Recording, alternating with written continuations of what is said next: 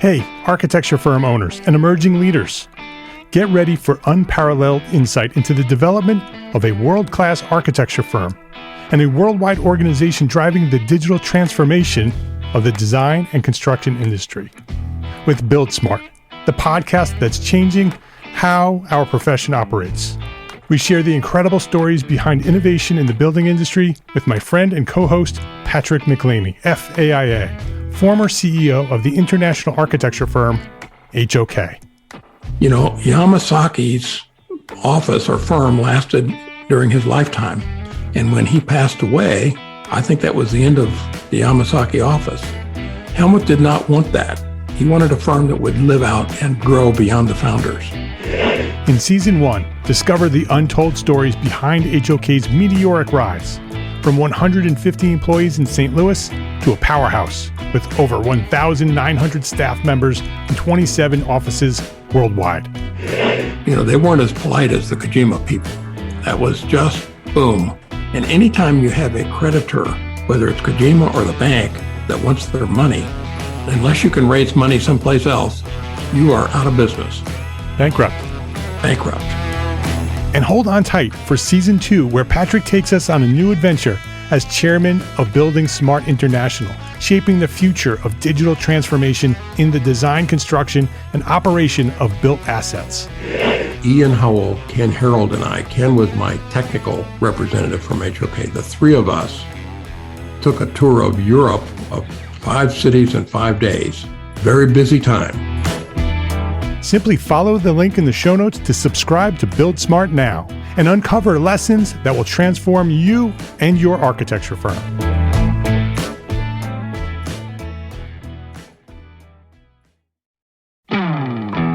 Hey, architecture firm owners and emerging leaders. Get ready for unparalleled insight into the development of a world-class architecture firm and a worldwide organization driving the digital transformation of the design and construction industry. With Build Smart, the podcast that's changing how our profession operates. We share the incredible stories behind innovation in the building industry with my friend and co-host, Patrick McLeamy, FAIA, former CEO of the international architecture firm, HOK. You know, Yamasaki's office or firm lasted during his lifetime. And when he passed away, I think that was the end of the Yamasaki office. Helmut did not want that. He wanted a firm that would live out and grow beyond the founders. In Season 1, discover the untold stories behind HOK's meteoric rise, from 150 employees in St. Louis to a powerhouse with over 1,900 staff members and 27 offices worldwide. You know, they weren't as polite as the Kojima people. That was just boom. And anytime you have a creditor, whether it's Kojima or the bank, that wants their money, unless you can raise money someplace else, you are out of business. Bankrupt. And hold on tight for Season 2, where Patrick takes us on a new adventure as chairman of Building Smart International, shaping the future of digital transformation in the design, construction, and operation of built assets. Ian Howell, Ken Harold, and I, Ken was my technical representative from HOK. The three of us took a tour of Europe of 5 cities in 5 days. Very busy time. Simply follow the link in the show notes to subscribe to Build Smart now and uncover lessons that will transform you and your architecture firm.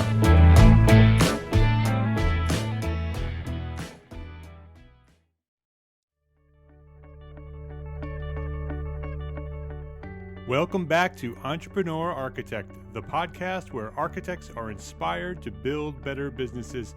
I am your host, Mark R. LePage, and this is episode 12. Rena Klein is a teacher, a speaker, an author, and principal of RM Klein Consulting, a firm offering a variety of services aimed at small firm architects. Today on the Entrepreneur Architect podcast, Rena and I discuss how business consultants may help you build a better business. We talk about everything from the AIA focusing on small firm architects, marketing, work-life balance, ownership transitions, firm valuations, and so much more. So go grab your Moleskine or open your Evernote, because this is going to be an episode that you want to take notes on. And be sure to listen all the way to the end, because Rena shares some exclusive inside information about the recently published 15th edition of the Architects Handbook for Professional Practice, of which she is the AIA Executive Editor. So as I say to my kids, go get your listening ears on. This is an information-packed episode. I hope you like it. Here's the interview. So Rena Klein, thank you very much for joining me on the Entrepreneur Architect podcast. You're welcome. Nice to be here. I always like to kind of start with my guest's backstory. Could you kind of tell us sort of the point where you decided that you wanted to become an architect, and then kind of give us the story from that point to where you are today and what you're doing today? Okay. Well, I decided I wanted to be an architect in high school. I was lucky enough to have a teacher who recognized that my abilities, good in science, good in art, and that architecture might be a good thing for me, which was very forward thinking, since girls weren't always encouraged to go into fields like this, but I was, and I did, and I started my architectural education at Carnegie Mellon University in the late 60s, early 70s, and then I transferred to the University of Oregon, and I finished my work there, which is what had brought me to the Pacific Northwest. So I had got my Bachelor in Architecture 5-year program from University of Oregon, and I stayed in Eugene, Oregon for quite a while, and eventually made my way to Seattle, where I finished my internship and got my architectural license in Washington State. I started my own firm shortly thereafter, and had my own firm in Seattle for about 20 years. We specialized in residences, new houses, lots of remodels. At its largest, it was about 5 people. But after about 10 or 12 years in business, I became sort of dissatisfied, and I noticed the kind of widespread disillusionment among my small firm colleagues, although everybody was very dedicated and into what they were doing in general, but a sense that, working too hard, having too much stress, not making enough money, all these kinds of issues, and in my own firm as well. I mean, there were years when I was paying my staff more than I was making, and after doing that for a while, you begin to question what you're doing. So I decided to go back to school. I went to Antioch University and enrolled in a graduate program in management and organizational development, mostly to understand how I could improve my firm. But while I was in school, I discovered, I guess I was kind of naive, but I discovered there was this whole discipline of management and even more importantly, of organizational design. And I learned that I could apply design thinking to how organizations or architectural firms were run, and this was a great revelation to me.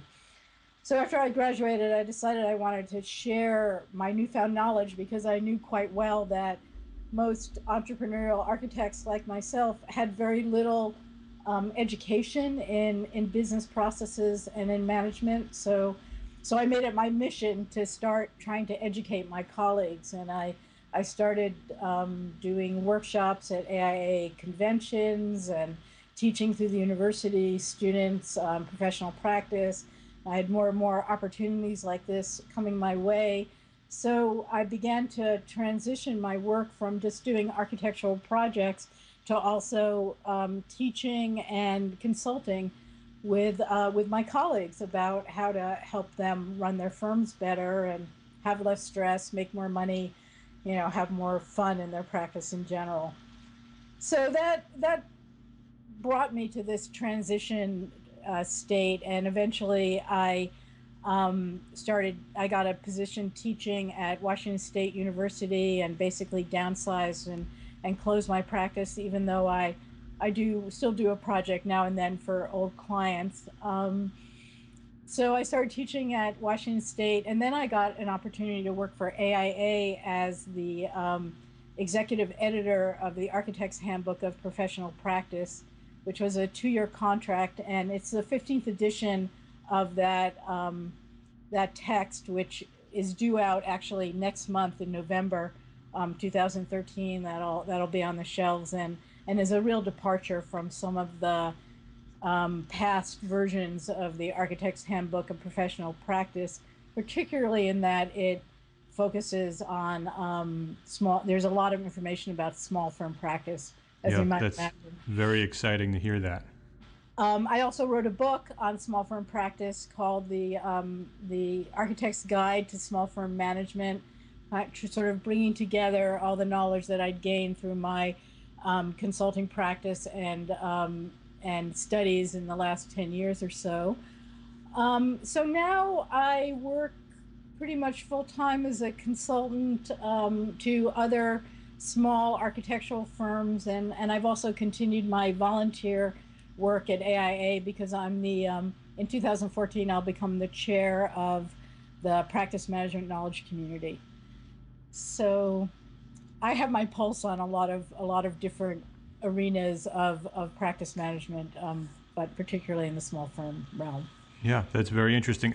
We have very similar missions. That's certainly what Entrepreneur Architect is all about, is teaching small firms and sole proprietors about business. I have a similar story, and I think we both have the same goal, is to try to help the profession become stronger by teaching architects how to run better businesses. Exactly. And I love that you're involved in AIA and having influence there for small firms, because that's very needed. Mm-hmm. And I think that small firm architects really don't see much value, and that's sort of a generalization, but many small architects and sole proprietors see the AIA as a big firm organization, that they don't see that there's value as being a member. And I don't necessarily agree with that, but I know that there are many architects that feel that way, and so it's nice to hear that they're putting some significant investment into small firms. Yeah, I do believe that they are. I think that was one of the reasons that I was hired to be the executive editor of the handbook, because they wanted that influence, and they certainly got it. And then also, the AIA now has a small firm roundtable, which is working on various initiatives that are directly targeted towards small firms, which of course, as you know, are more than 90% of AIA firms. Right. So let's talk a little bit about your consulting work and how that works, and what do you do? What are the benefits of a small firm working with you?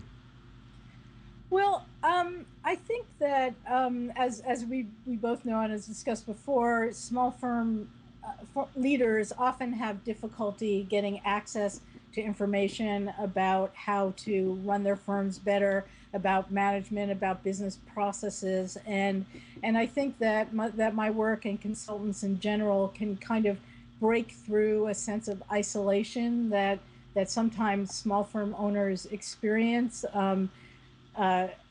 Though it's better now, like through sites like yours, but that they tend to kind of reinvent the wheel, make it up as they go along, and often they do really well with that, getting very close to, what might be called standard business practices, but without, in general, without much education in that, it might be kind of a little bit off base. So I often help people improve their business and management practices so that it reflects more of the best practices in our industry, especially for small firms. And one of the things that consultants can bring to small firms is kind of a broad experience, seeing how many small firms do things, and kind of culling out the best practices and then communicating that to their clients. Also, consultants sometimes have education in the various business specialties that or specialized functions that we have to deal with, like finance or marketing or operations. And sometimes that, advanced knowledge, I mean, after all, it can really be helpful. I mean, after all, architects want to do architecture, and they want to get advanced knowledge in design and building technologies and the things they need to be better architects. They don't often want to spend energy getting more advanced knowledge on, finance or accounting, and yet or even marketing. Yet they need that information in order to be successful often in their businesses. And the other thing that consultants bring is kind of an in-touchness with trends in the industry, how you and help their clients maybe be a little bit more expansive in their thinking about what might be possible for their firm. Of course, taking into account their talents, interests, the market opportunities they have, and so forth. Right. How much time do you think an architect, say a small firm architect, maybe a couple of employees, who's running a firm, how much time do you think, maybe on a weekly basis, they should be dedicating to management and development of their business, separate from their architecture? Well, I, again, it depends. I mean, I think that most firm principals of small architectural firms will spend at least half their time, maybe more, in non-billable work, which includes proposals and meeting people, as well as the business processes. I often advise firm leaders to spend a minimum of about 4 hours a week dedicated to marketing and business development, and that can be in a lot of different realms. But if we're talking about all the business processes, I think, depending on the firm, I think that's going to take at least 8 to 10 hours a week of a firm leader's time. A sole proprietor, of course, it would be less, but to really organize the work that needs to be done, and to be able to think strategically about the future. One of the things that I've observed is that many small firm leaders are kind of often running from, one deadline to the next. And it's really difficult to carve out time for strategic thinking.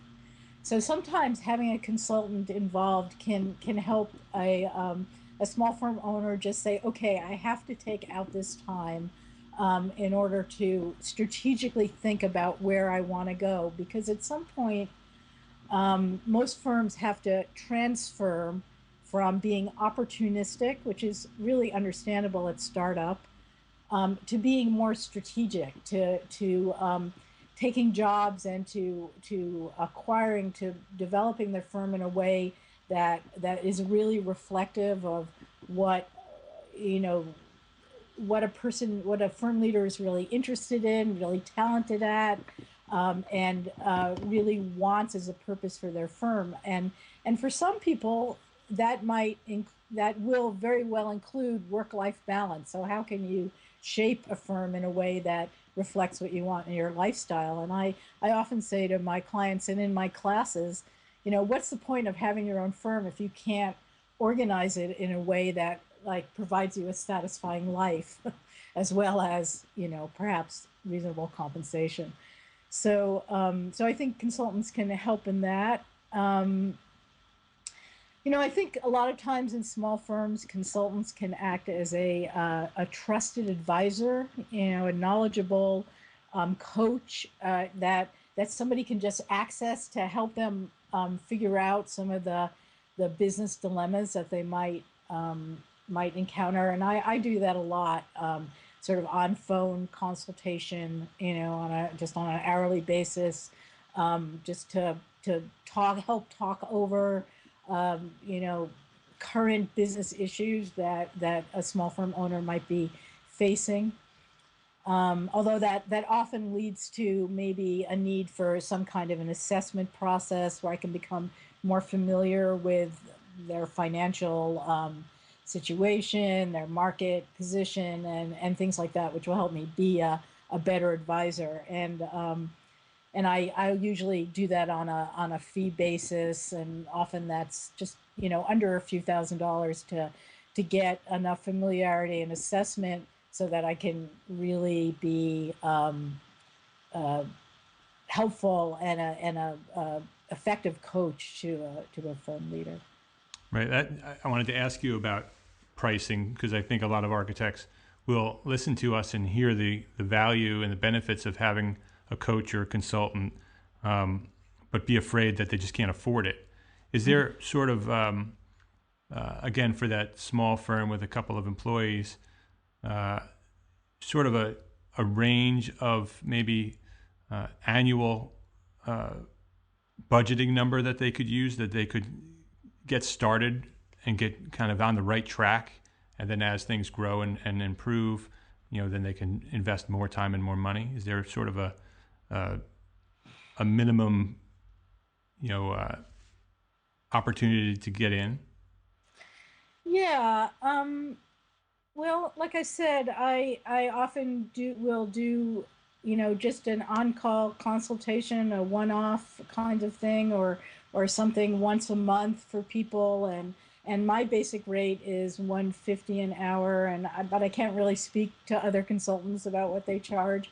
But, you know, in this market, I think if you're a consultant working in a small firm market, it's unlikely that you're gonna, you know, get $400 an hour that consultants charge in you know, a large firm context. And I wouldn't, you know, it's just not, it doesn't seem to really make sense in the market of small firm leaders. However, I think that you know, talking about $500 or $600 a month for 3 or 4 hours of consulting is probably something most firms could afford and could budget into their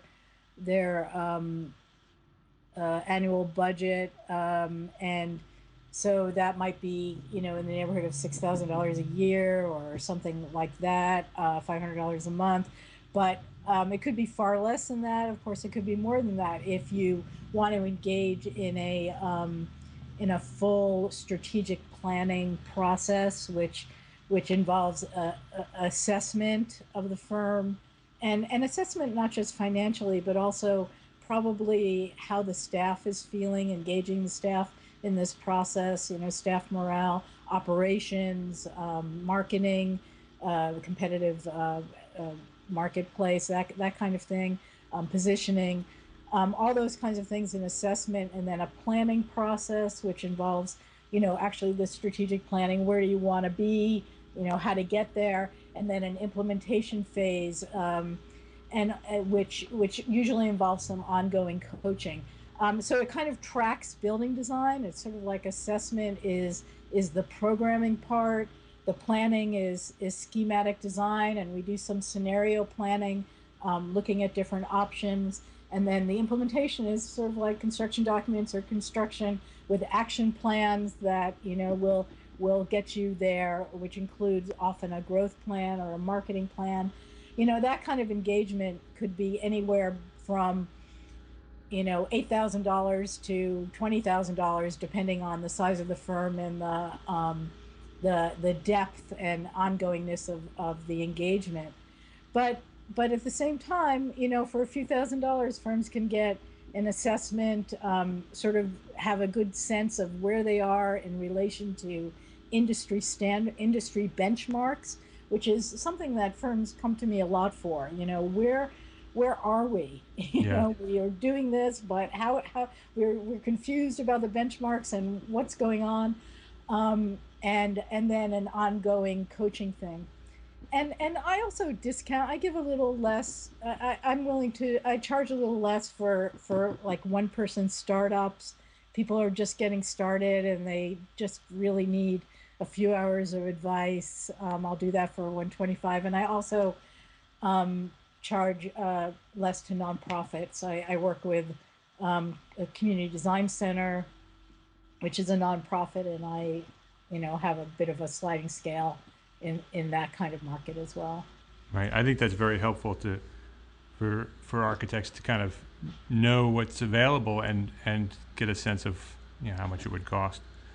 As I said, I can't say much Yeah. about other, just like architects, consultants don't talk to each other much about what they Right. charge. Much like So, architects. right. So I'm just speaking for me, but Yeah. for your listeners, that's where. Right. Well, much like architects not really knowing how much to charge for their own services because architects are so tight-lipped on what they charge and how they charge. That's one of the things that I tend to try to provoke is to have those conversations among architects about money and fees, so they can learn from one another on what's appropriate and how how different structures work and generally how much different services should cost. What I use as basically a rule of thumb is that I try to charge the same as the principal's billing rate. Mm-hmm. It seems only fair, Yeah. and also to that's reasonable within the kind of market that we're working Yeah. within. I think that's a good idea. A good idea of how much services like that would cost. Are there specific, maybe one or two areas of firms, small firms, that you find are the most lacking when you go in and you do that initial analysis of the firm? Are there specific things that are happening in patterns in most firms that should be addressed right away?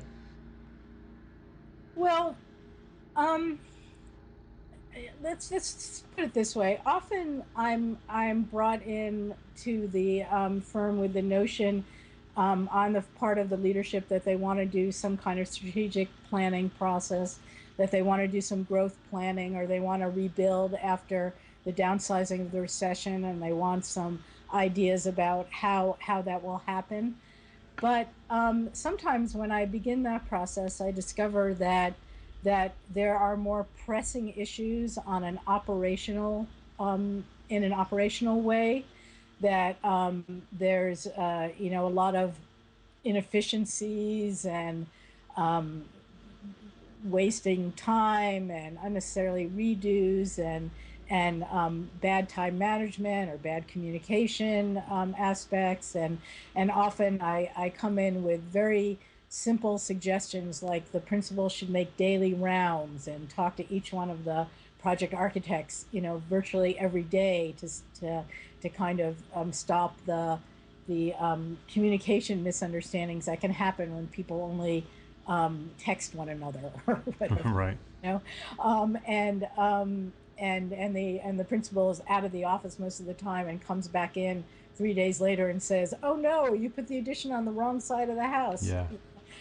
So there's those kinds of communication issues. Sometimes there's some time management stuff that we can just put in some simple operational ideas that can improve things right away. Like my what I preach a lot: routinize the routine. Um, Identify the routine parts of our work and make that very routine, and then you have more time to do the non-routine parts like design and business development. So sometimes they want to start with strategic planning, but they just don't even have time to engage in it because their operational aspects are a mess, or some aspects of the business processes are really um, cumbersome and are just taking so much more time than necessary. Double entry and bookkeeping and various things, opportunities for mistakes. So sometimes I'll go in and say, okay, first we have to look at some operational issues and try to improve things, the low hanging fruit, and then we'll have time to begin to talk about strategy for the future. And then another thing I sometimes see is principals overworking, principals who are doing, 60 or 70 hours a week. And that's an operational issue also. Or finance, looking at finance over time, and you discuss that, and you notice that, maybe more and more gross revenue is coming in, but the profit line stays flat. That's also an indication of operational problems. So sometimes through the assessment process, we identify things that, or staff morale. Sometimes people are very unhappy, and when people aren't happy, they don't work as well. I mean, there's a reinforcing relationship between staff satisfaction and productivity. So sometimes you have to look at that, and that's sort of sometimes tricky, because often it has to do with ways that the principal might be acting. Right. Right. Yeah. So then I kind of have to be a bit of an organizational psychologist. Yeah. Have some serious conversations with the principal, and sometimes they want to change, sometimes they don't. Yeah. We go from there. Right. So it sounds like a lot of initial work is sort of fixing those procedures that are put in place because of what you talked about in the beginning, where architects sort of make it up along the way and get close to where they should be from a business point of view, just out of necessity, but never were really taught what they needed to know to have the right structures and the right framework in place to have an efficient business. And you can kind of go in there and move things around and fix things in order to kind of put them in the right places in order for them to get to the next step of business development. That's right. That's exactly right. I mean, it's often very easy to do, but certain ways of doing things get institutionalized, right. And sometimes, and one of the other benefits of having a consultant come in is that you really get an outside point of view on what you're doing, and somebody that can tell you just, and that's true not only of various business processes, but it's also true of your marketing material. I've come into firms where they have a website and various marketing materials, and just are, they're too close to it. Right. They're completely unaware of the actual message that they're sending out to the world. And so, sometimes just an outside pair of eyes who's willing to be honest can say, look, it's not surprising that you're not attracting the kinds of clients that you want because this and this. Right. I mean, very often marketing material, websites and brochures are really just, picture books of the projects they're most proud of, and they're not really focused on the target market that they're trying to reach. And, it's not saying the things that need to be said that the architect doesn't really care about, because they just want to show their beautiful architecture. But in order to get to where they want to go, it needs to actually be specific and intentional. Exactly. And of course, that's a big part of a strategic planning process that eventually works its way into a marketing plan and, a very focused approach towards acquiring projects. Yeah. What about, I've had several architects contact me about ownership transition, from both sides, from architects who are getting ready to kind of slow things down but don't want to close the shop, or younger architects who are coming in and have an opportunity to take over a firm but have no idea how to do that. Is that something a consultant could help as well? Absolutely. I'm really glad that you brought that up, because right now, with baby boomers retiring and generational demographics as they are, there's a lot of this kind of thing going on, and I do help firms with that. Often it depends on the situation. Sometimes I help a group of senior people in the firm who are going to become the owners when the founders retire, and I help them form partnership agreements between themselves, as well as respond to an offer or make an offer. And then sometimes on the other side, I help the retiring principals formulate an offer or even figure out whether it's worth it to them to sell the firm. And sometimes it's not, because they're very lucrative and they can do just as well, kind of slowly ramping it down. It really depends on the personalities involved, and then there's firm valuation, which I can help with on a very general basis, using rule of thumbs. I'm not an accountant, but I do understand, the basics of how firms are valued. Of course, it should be gone. It should People in this situation should go to an accountant they trust, agree on a valuation of the firm as sort of the first step. Sometimes that's the hardest step. But I often act as kind of almost a mediator, someone to help close a deal, Right. and bring the two parties together, but also with this understanding that there needs to be, besides the financial agreement, there needs to be agreements that relate to roles and responsibilities and shifting of authority, decision-making power about certain things. Sometimes, especially when it's done incrementally, you bring in partners that have, 20% or 30% and more as time passes by. Well, does that mean that 20% or 30% of the power, decision making, or job acquisition goes to those partners? All that needs to be discussed. Right. Right. That and you kind of become the marriage counselor. In a way, yes. So you kind of work on from both sides in that situation. You're sort of in the middle between the two of them, just where the firm owner and the new architect that will be taking over sort of already agreed that this is what they want to do, but they don't really know how to get there, and you can help them get there. I can. But again, I want to emphasize, not an accountant, Yeah. not an attorney. And so it's more in the realm of, an operational agreement, you might say. And then the lawyer can come in and make it, a Right. legal document. And I know you're not an accountant, but can you give listeners sort of just a general idea of how most firms are valued? How do they come up with the valuation of a firm? Well, it depends on whether it's an external sale or an internal sale.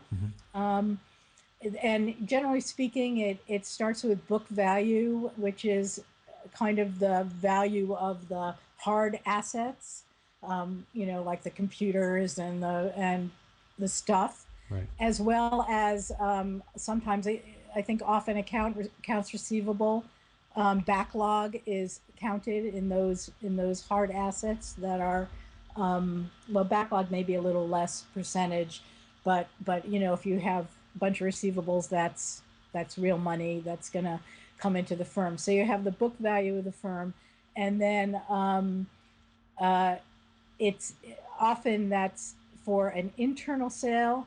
You'll see one times book value, or even less. Sometimes it's discounted because the people who are buying in basically can't afford it, Right. or have to buy in slowly over time based on, maybe they don't get bonuses, and they gain equity through that, or their salary isn't increased and they get equity based on the amount that their salary would have been increased. That kind of thing can make it work, or a balloon payment later on. Um, with external sales, depending on, it's unusual for, I mean, in a merger or acquisition kind of thing, with a bigger firm taking on, taking over a smaller firm that maybe has a niche in a locale or a market that the bigger firm wants.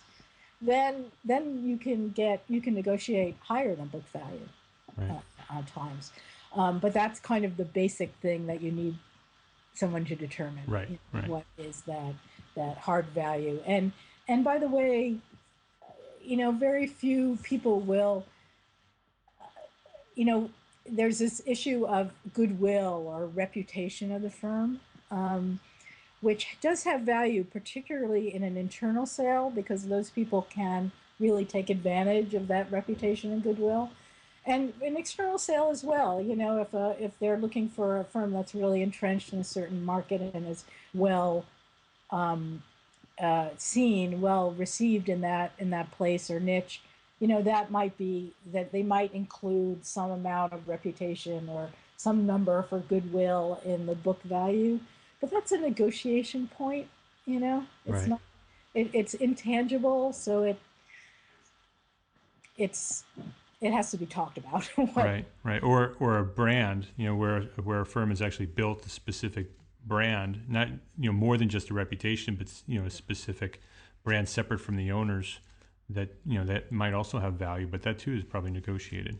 I believe it is. So they kind of start with the hard things that can have value, and then the soft aspects like goodwill, reputation, brand are really negotiable items, because the question is how much will that value be there when the founder leaves, or Right. when the big firm takes over the small firm, or Right.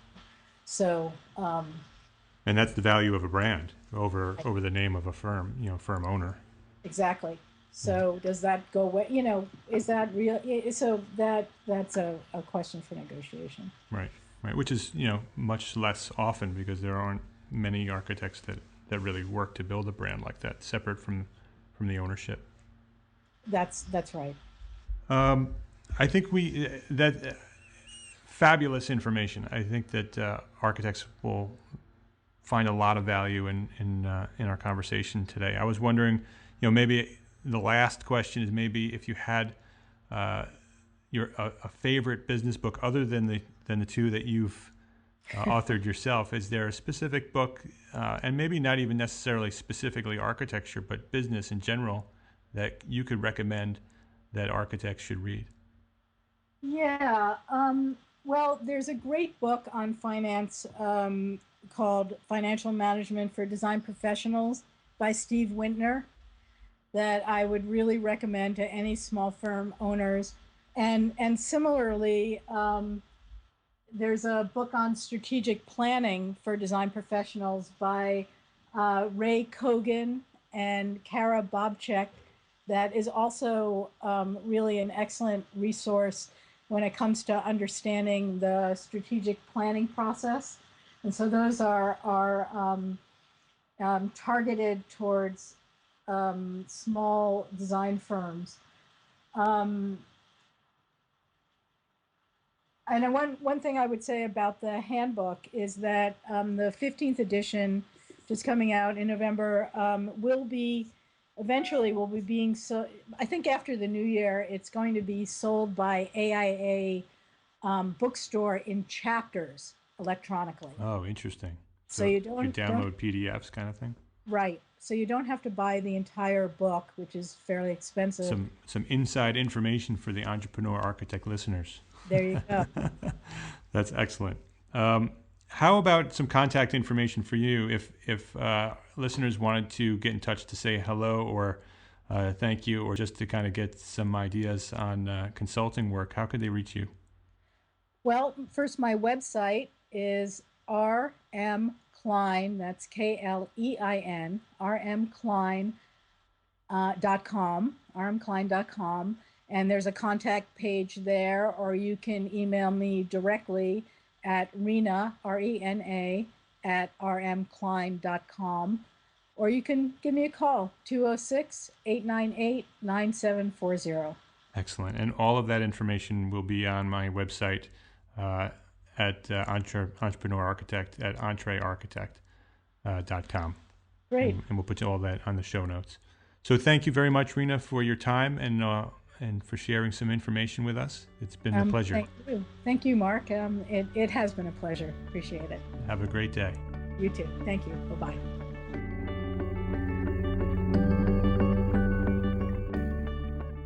I want to thank Rena Klein for joining me here on the Entrepreneur Architect podcast and for sharing so much valuable information.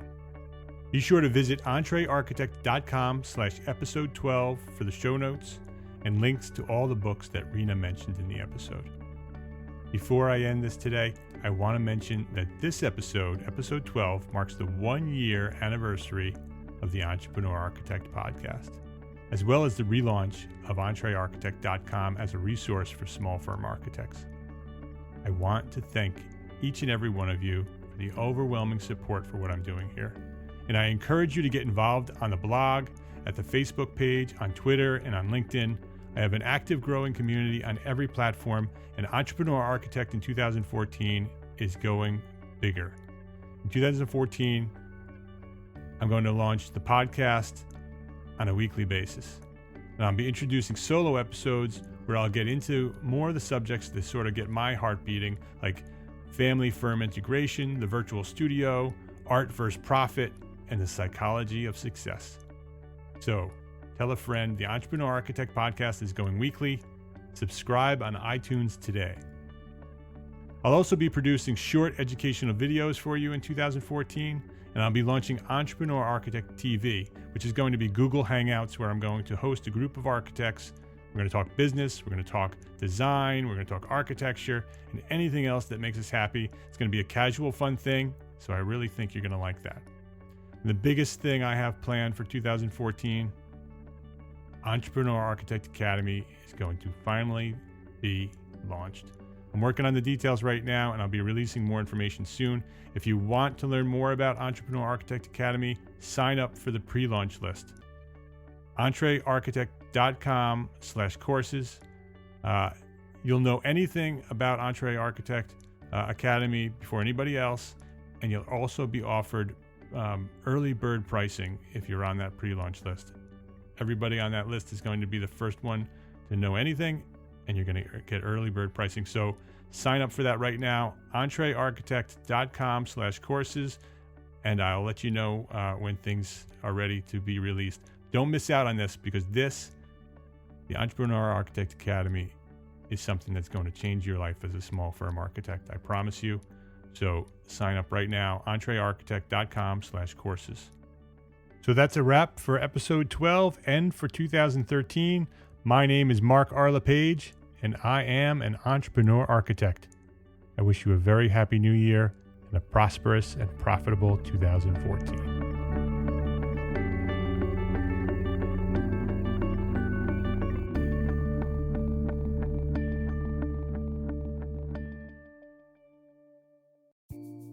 Imagine earning continuing education credits while doing exactly what you're doing right now. Well, you can. Gable Media has revolutionized the way you earn your continuing education credits with a groundbreaking approach. Forget running around town and scouring the internet for credit-worthy courses.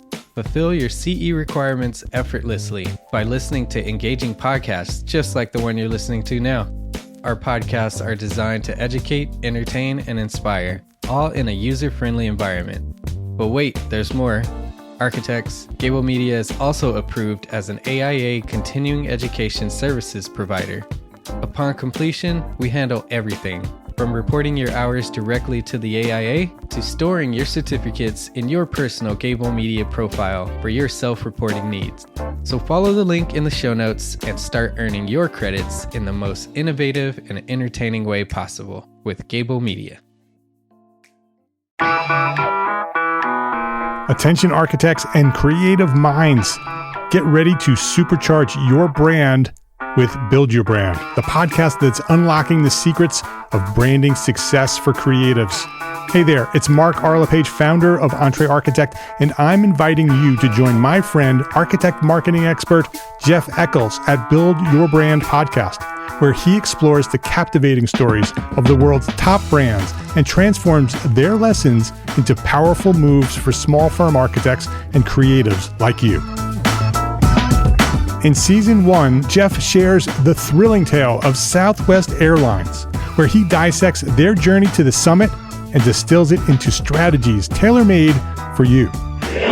It's important to keep in mind that companies like Southwest compete in the real world, just like you, and face real-world challenges, just like you. You might be surprised at how similar those challenges are to the struggles that you grapple with on a day-to-day basis.